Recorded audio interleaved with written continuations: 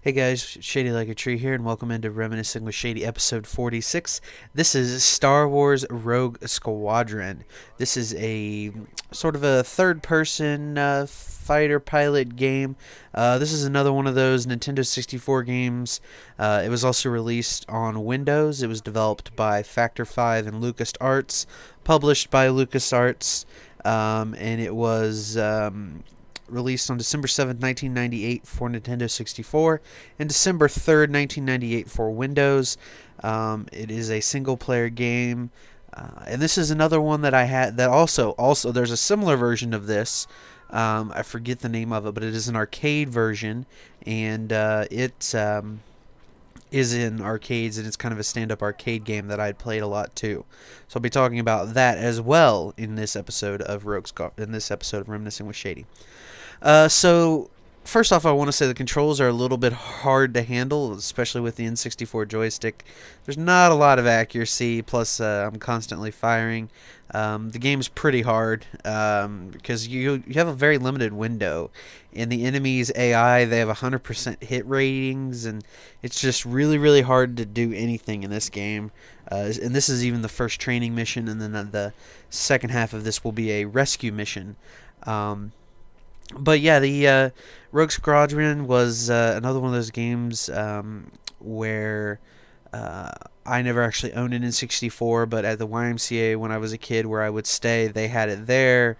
My friend had it, and we would play it at his house, and I had played it just a lot of different kind of places. And this was a game kind of along with another Reminiscing with Shady that I did, Ace Combat Zero: The Balkan War.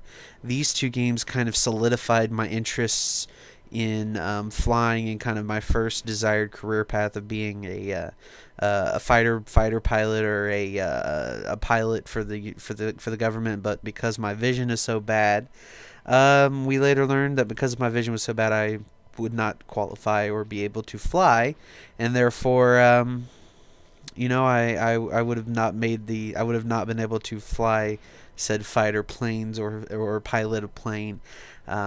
And that kind of discouraged me, so then I kind of went with several of my backup career options, and then, in high school, I decided to become a journalist, and so I did. But yeah, this was kind of one of the very first careers I had, and I had a lot of interest in flying planes, mostly because of Star Wars. I've always been a big Star Wars fan ever since I was little. I loved the original series, and then when the new series came out, and I think that was the early 2000s, I liked that a lot too. Even though it was kind of terrible. Episode 1 is my least favorite of all 6 current Star Wars movies. But I still enjoy it, and I love Star Wars through and through wholeheartedly. And the X-Wing is my favorite plane. Actually, a funny kind of story too. I have, minus the A-Wing, which I have yet to buy, I have the entire hangar set from Star Wars. So I have the Y-Wing, the X-Wing, and I also have the transit dropship as well. So I have both of those, and so I just need to buy the A-Wing, which recently came out, and I will have all of the ships that come with the Rebels at this time period, and all the kind of cool ships that they had and everything that went on. And I just my Lego X-Wings, or my Lego Star Wars fighter pilots and X-Wing and Y-Wing, they're all just really cool. I just really like them. And here's what I'm talking about with the hit percentage. Each time they drop a bomb, a building gets partially or fully demolished, and you see me, I'm not hitting them here very much or really well enough to do much damage. And that's because the plane's hard to fly. It's hard to shoot. It's hard to maneuver. You can't be really accurate. You're not as accurate as you are these days, where you're given, where you don't have to fly where you're shooting necessarily.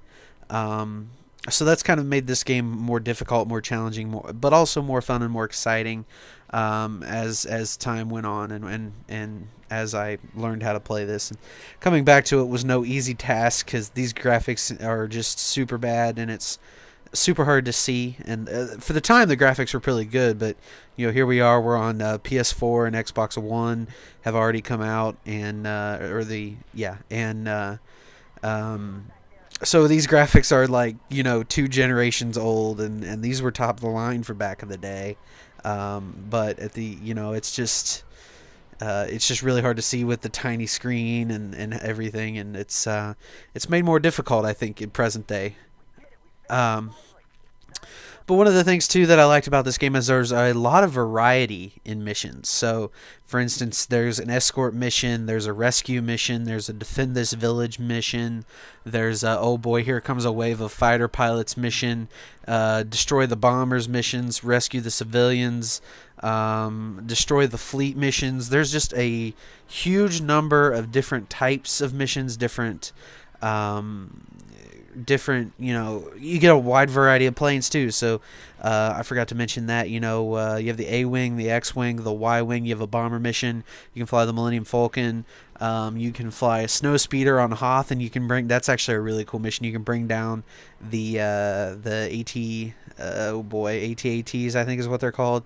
The big giant slow moving things. You can bring those down with the snow speeders. And there's just so many different planes, and just a lot of different missions and different variations you can do on missions, and you can try different things. And well, some missions, like this mission, you have to have the A-Wing, you can't use the X-Wing, and then the other missions, you get your choice. But for the most part, there's a wide variety of planes you'll get to fly in the single-player campaign, and they all kind of handle differently. They all kind of seem differently, they feel differently, they react differently, and that's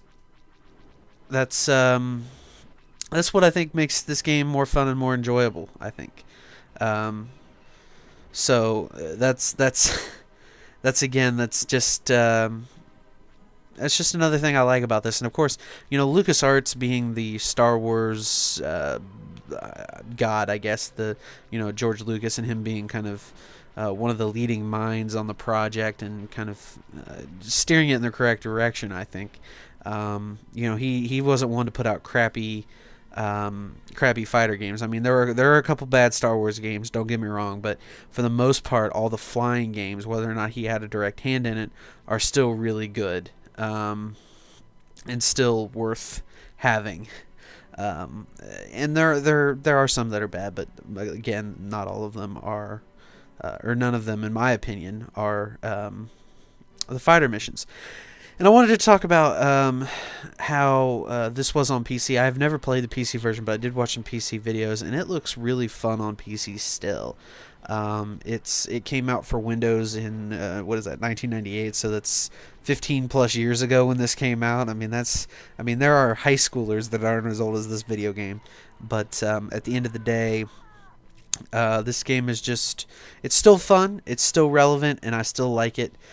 Even though it can be difficult, it can be really challenging, and it can be just hard.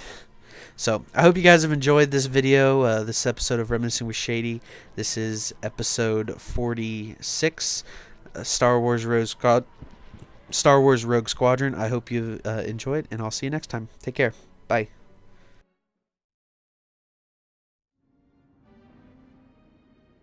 The shuttle is away. Rogue leader, get your squadron out of